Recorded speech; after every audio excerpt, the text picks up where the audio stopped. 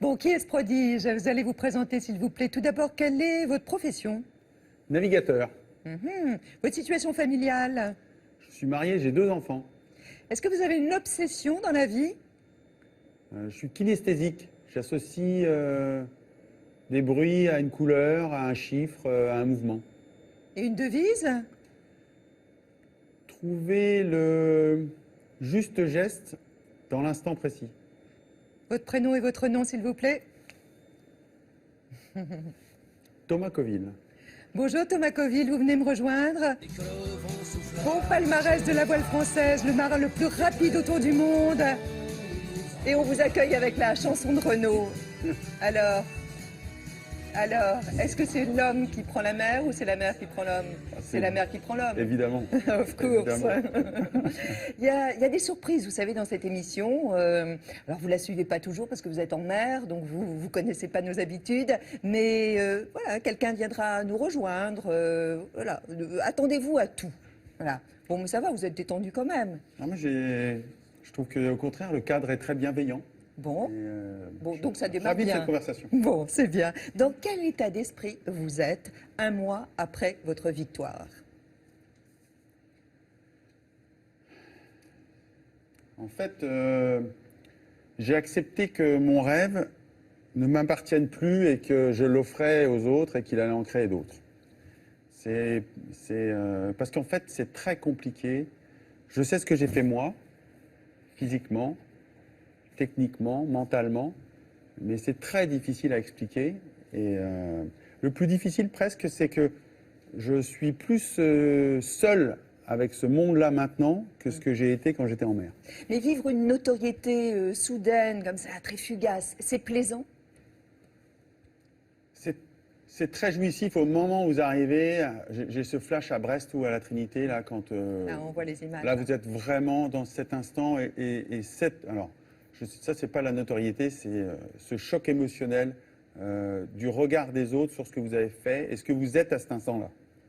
Mais vous pensez bien être accueilli de la sorte tout de même, non? Et non, pas du tout. Alors vraiment, d'abord parce qu'on se projette pas tant que ça. Hein. On est dans un quotidien, c'est quasi monacal. Hein.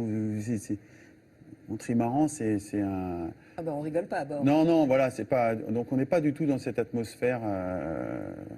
Et je me projetais pas du tout dans ce chiffre 49.3 qui a fait sourire certains et qui finalement... Vous en avez joué, hein? Oui, à la fin c'était 49 jours, J'ai 3 un heures. papa juriste, c'était un pied de nez qui m'a fait rire. C'est vrai qu'on rigole pas à bord, parce que voilà ce qu'on mange au petit déjeuner. Là, vous êtes dur de le montrer comme ça, parce que Il finalement... manque un peu d'eau, quoi. Voilà, en fait, en plus, on a beaucoup travaillé là-dessus. Et j'étais très fier de ça en arrivant. Ça, ce sont des nouilles, légumes, Ouais. croquants, poulet. Et moi, j'ai un risotto de poisson.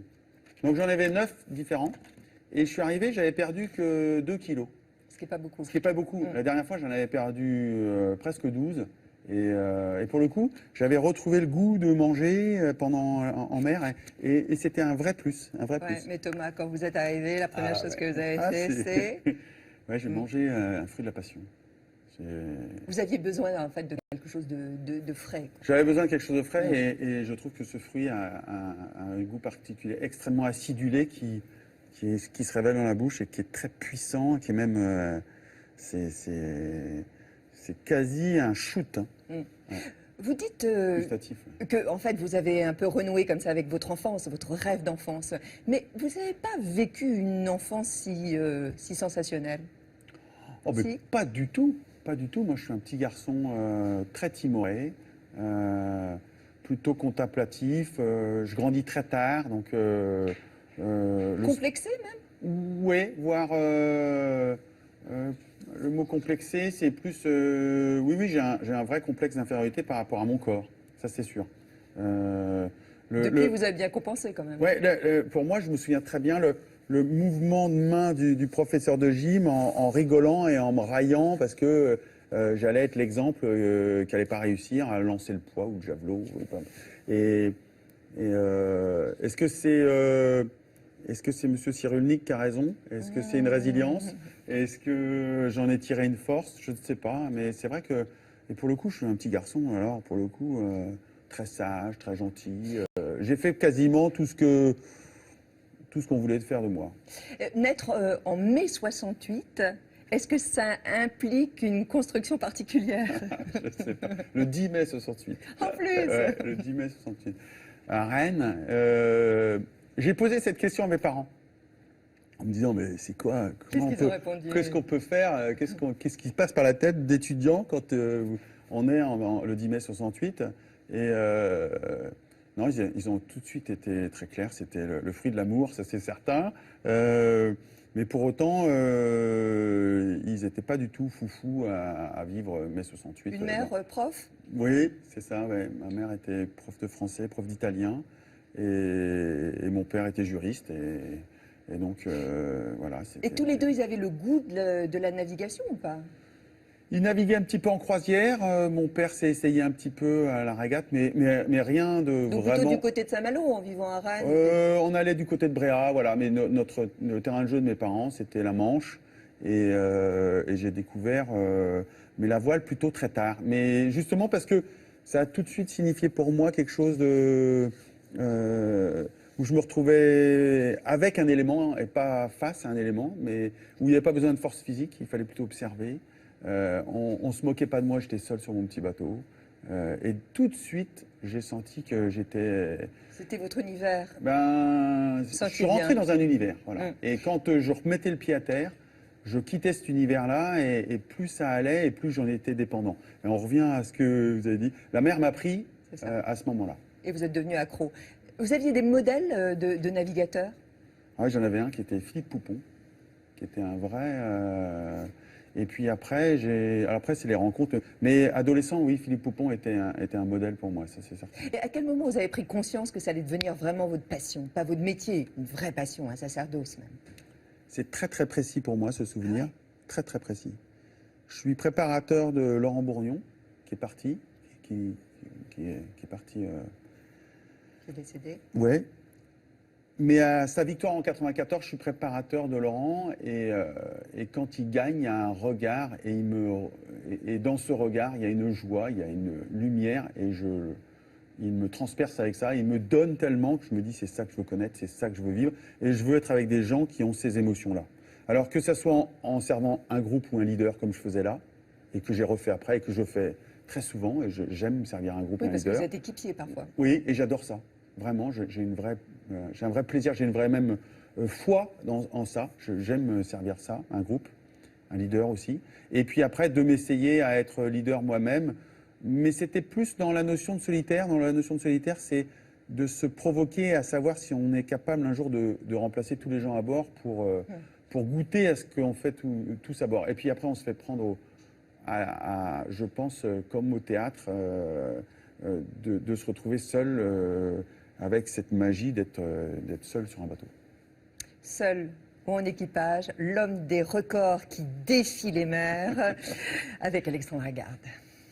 Il était un petit homme qui avait fait le tour du monde, qui avait fait le tour du monde. Et oui, c'est l'histoire d'un petit homme devenu grand, très grand même. En 49 jours, 3 heures, 7 minutes, Thomas Coville a battu le record du tour du monde à la voile et en solitaire. C'est incroyable.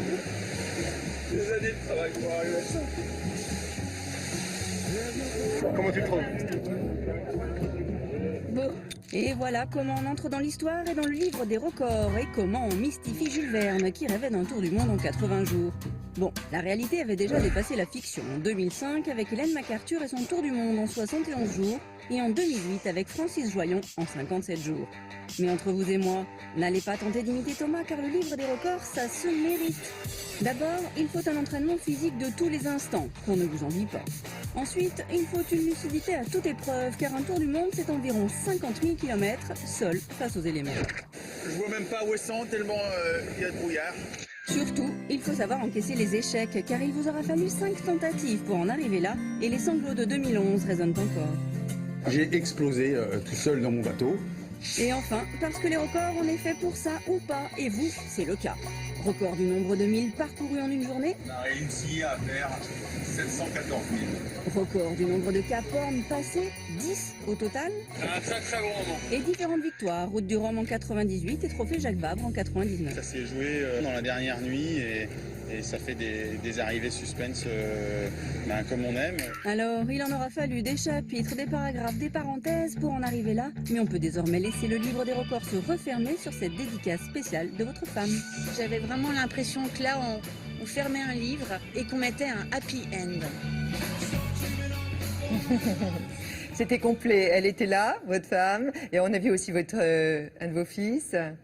Oui, Ah. j'ai un fils et une fille. Voilà. Alors, Jeanne est aux États-Unis, et donc du coup, elle n'est pas revenue pour l'occasion. D'ailleurs, je l'ai eu le soir, et c'était une très très belle conversation.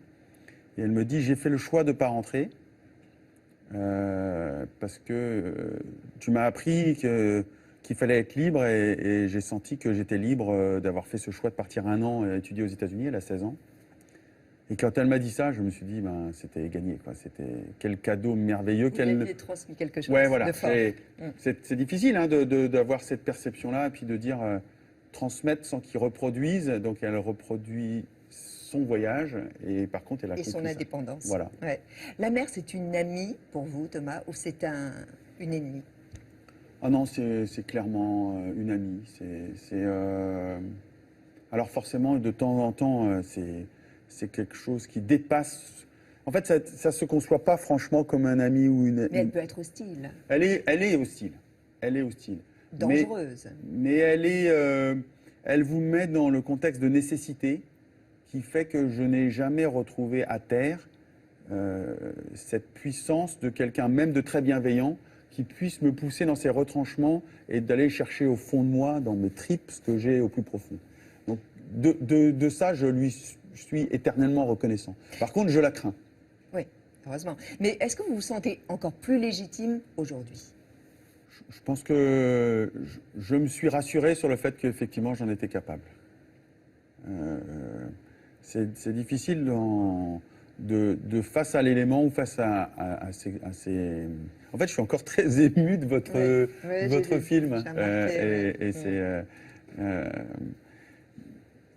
mais... Ça renvoie à tant de choses. Ouais, ça renvoie à beaucoup de choses. Et en fait, je n'ai pas vu tant que ça d'images, moi, de l'arrivée. Et donc, c'est très, très chouette, hein, c'est un beau cadeau. Merci. Vous pensez qu'on peut aujourd'hui battre votre corps? Oh, bien sûr, bien sûr. Alors même, j'en suis à peine arrivé. J'étais déjà dans le décryptage. Parce que, comme je vous le disais, je sais ce que j'ai fait, je sais ce que j'ai vécu, moi, techniquement, sportivement. Et je savais déjà où j'avais pas été parfait, où j'aurais pu faire mieux. Mais vous auriez pu gratter combien d'heures ou de jours, hein? Je pense qu'on aurait pu faire peut-être 2 jours de moins, peut-être. Mais, Vous allez réessayer? Vous allez retenter? Je le retenterai pas tant que c'est nous, en fait, qui l'avons. Quand je dis ça, j'ai du mal à dire je. Je suis obligé de dire nous avec toute une équipe, et effectivement, maintenant, je vais laisser pour l'instant les gens aller le chercher. Par contre, s'il est battu, voilà. s'il est Ça, je battu, vous reconnais bien là. ouais, je vais me laisser au moins ce luxe-là, ou effectivement cette position d'attente. Et s'il est battu, j'y retournerai. La compétition, c'est aussi ça quand même, non? Votre envie, la gourmandise de la mer, c'est la combattre, mais c'est combattre les autres aussi, non? C'est la concurrence. La concurrence, mais ce sport est assez magique dans le sens où votre pire ennemi vous sauvera peut-être un jour la vie. Et ça, dans une compétition, il n'y a pas tant que ça de relation à l'adversaire de ce niveau-là. C'est-à-dire on se déroute, quoi qu'il en soit. Quoi qu'il arrive, quoi qu'il arrive. Et là, on était donc une année où il y avait beaucoup de monde sur l'eau, avec le Vendée Globe ou avec d'autres. Et c'est vrai que c'est quelque chose qui est en nous et qui, là, il n'y a pas de discussion possible, c'est même quelque chose, c'est un élan qu'on aurait comme en montagne. Vous ne laisserez pas quelqu'un, effectivement, dans une situation difficile en montagne, et c'est exactement la même notion. Et à la fois, l'adversaire, pour moi, j'aurais pas pu faire un sport de combat, dans le sens où l'adversaire est toujours quelqu'un qui, pour moi, m'émule ou me pousse à faire mieux, mais c'est pas quelqu'un que j'ai envie de faire souffrir ou quelquefois même de battre. J'aurais pu effectivement avoir ce problème-là d'avoir de la sympathie ou d'avoir de l'empathie pour un adversaire. Or, ça peut être antinomique avec le terme de victoire, ça c'est sûr. Durant d'ailleurs toutes ces années de courses, de préparation, vous avez connu des abandons, des avaries. À quoi on pense dans ces moments difficiles? Ça, c'est le moins qu'on Comment on puisse trouve dire. la niaque? C'est le moins qu'on puisse dire que... En fait, c'est ça. Hein. Moi, c'est l'histoire d'un homme qui tente, qui rate, qui se relève, qui retente, qui échoue, qui se remonte. Et puis, à un Mais moment... on n'est pas épuisé? On est plus que ça. On rentre dans une espèce de spirale du doute qui peut aller jusqu'à la nausée, qui peut être jusqu'à être destructeur. Et la seule issue pour sortir de ça, c'est de se rendre compte, que l'issue ne viendra que si on arrive à s'ouvrir aux autres. Et c'est vrai que l'éducation pour ça, judéo-chrétienne, n'est pas toujours facile. Cette fameuse Gnotisé automne, connais-toi toi-même, il faut trouver en soi la force toute puissante. Eh bien non, j'ai eu cette chance d'être entouré, par un partenaire, mais aussi par une équipe et puis par une famille qui m'a aidé à trouver cette voie. Par contre, j'ai mis du temps. C'est là où je voulais être reconnaissant qu'ils aient été aussi patients avec moi, d'avoir attendu aussi longtemps pour que je trouve cette clé et mentalement monter cette boule de Sisyphe et puis arriver à la tenir en l'air. Vous avez frôlé la mort plusieurs fois, notamment en 2014. Hein, c'était sur la route du Rhum, quand vous heurtez un cargo. Ouais, Hein. ouais. Là, les images, j'imagine, quand je vous en parle, doivent jaillir, très certainement, avec une blessure à l'intérieur. Parce que vous dites, alors là, moi, ça m'a étonné, vous dites, j'ai culpabilisé. Ouais. Mais- En fait, mais c'est le pourquoi? premier travail que j'ai fait quand je suis arrivé à Roscoff, après cet accident qui ressemble à un accident de voiture grave. Vous prenez un cargo dans la figure, c'est comme si vous aviez pris un smirmorque en moto. Lui, vous voit pas. Il ne me voit pas et moi je le vois au dernier moment, il se déroute, mais le choc est violent. Et en fait, j'avais cette culpabilité d'être dans le bon timing, au bon moment pour cette compétition qui était la route du Rhum, qui me relayait à Laurent Brognon, dont j'ai parlé tout à l'heure. Donc il y avait une affiliation et un alignement qui était important pour moi. Et j'échoue là et je portais en moi cette culpabilité de tout ce que toute mon équipe, tous les gens qui sont autour de moi avaient mis en moi pour y arriver. Et ça a été très difficile. Et d'ailleurs, quand j'ai commencé à en discuter, on m'a posé cette question terrible. À quoi te sert cette culpabilité? Ça, c'est votre coach qui Ouais, vous ouais, l'a dit. ouais. C'est une C'est une OZ, néo-zélandaise. ouais. Ouais. Ça a été sa première question. Et j'ai trouvé cette question à la fois terrible et à la fois magique de dénouement. Parce que finalement, quand vous posez cette question et que vous réalisez que c'est vous qui créez la culpabilité Bien sûr. et pas l'autre, donc vous en avez toute la portée, Donc, et que on s'en libère. on s'en libère et en comprenant finalement cette culpabilité qu'on crée, elle remplace quelque chose en soi. Et c'est quoi ce quelque chose? Et quand on trouve ce quelque chose, et d'un seul coup, vous vous sentez d'une légèreté et là, c'est fabuleux.